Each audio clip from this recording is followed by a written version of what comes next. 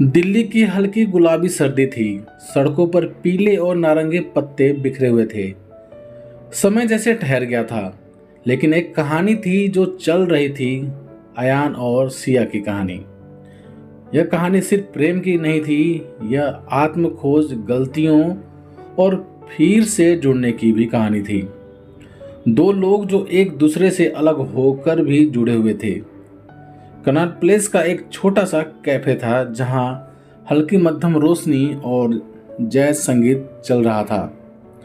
सिया अपनी किताब में डूबी हुई थी जब अचानक एक लड़का टकराया और उसकी कॉफी छलक गई। ओ सॉरी, वेरी सॉरी, लड़के ने हड़बड़ाते हुए कहा।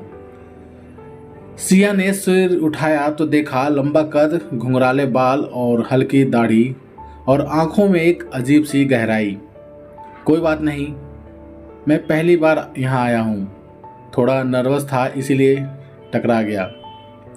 सिया हल्का मुस्कुराई। पहली बार आए हो तो मैं सलाह दूंगी कि यहाँ की कॉफ़ी और चीज़ केक ज़रूर ट्राई करो। अच्छा, और तुम यहाँ रोज़ आती हो? जब भी मुझे अपनी ज़िंदगी से ब्रेक लेना होता है मैं यहाँ आती हूँ। दिलचस्प। वैसे मैं अयान, सिया। यहीं से उनके बीच की कहानी शुरू हुई। अयान और सिया की मुलाकातें बढ़ने लगीं। दोनों की रुचियां मिलती जुलती थीं। किताबें, पुराने गाने और जीवन को गहराई से समझने की चाह। एक दिन जब वे इंडिया गेट पर बैठे थे, सिया ने पूछा, तुम्हारा सपना क्या है?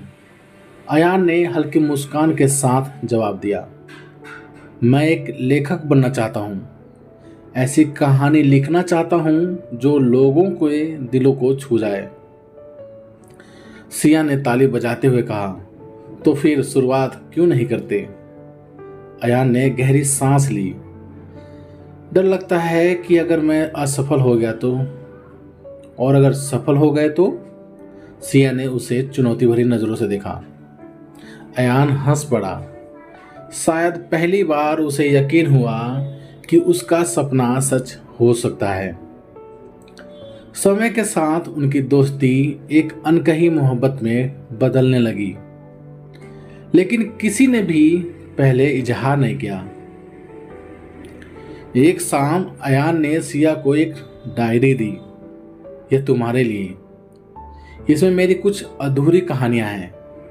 सिया ने पन्ने पलटे और देखा कि हर कहानी का मुख्य किरदार उससे मिलता जुलता था।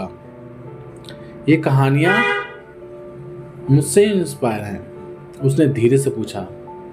अयान ने मुस्कुराते हुए कहा, हो सकता है। लेकिन इसी बीच एक नई चुनौती आ गई। सिया के परिवार वाले उसकी शादी तय करने लगे। एक रात जब सिया ने अयान को बताया कि उसके घर वाले उसकी शादी के लिए दबाव डाल रहे हैं, तो अयान ने कुछ नहीं कहा। तुम्हें कुछ नहीं कहना है अयान? सिया की आंखों में सवाल थे। अयान चुप रहा। सिया ने मायूसी से कहा, शायद हम सिर्फ दोस्त ही थे। अयान और सिया की मुलाकातें धीरे धीरे कम होने लगीं। एक दिन बिना कुछ कहे सिया की सगाई हो गई। अयान टूटा हुआ महसूस कर रहा था। उसने खुद को अपने लेखन में झोंक दिया। साल बीत गए। अयान का पहला उपन्यास तुमसे ही बेस्ट सेलर बन गया। एक दिन सिया ने एक बुक स्टोर में यह किताब देखी। जब उसने पहला पन्ना खोला तो लिखा था, कभी कभी हम जिसे सबसे ज़्यादा चाहते हैं उसे ही सबसे ज़्यादा खोने से डरते हैं। यह कहानी उसी डर की है। सिया की आंखों में आंसू थे। एक दिन अयान को अचानक एक मैसेज मिला, क्या हम मिल सकते हैं? वो हैरान रह गया। वे उसी कैफे में मिले जहां उनकी मुलाकात पहली बार हुई थी।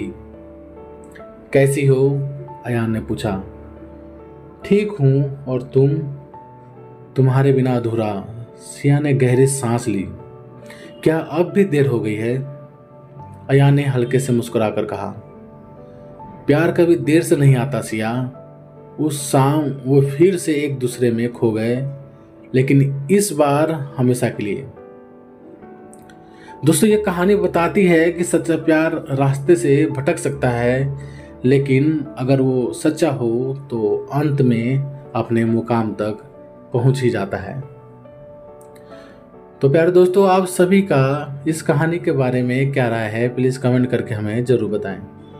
यदि कहानी आप सभी को पसंद आई हो तो प्लीज़ लाइक करें, शेयर करें और चैनल पर नए हो तो चैनल को सब्सक्राइब भी जरूर करें। चलिए दोस्तों, मिलते हैं आप सभी से एक और नई कहानी के साथ। तब तक के लिए जय हिंद, वंदे मातरम।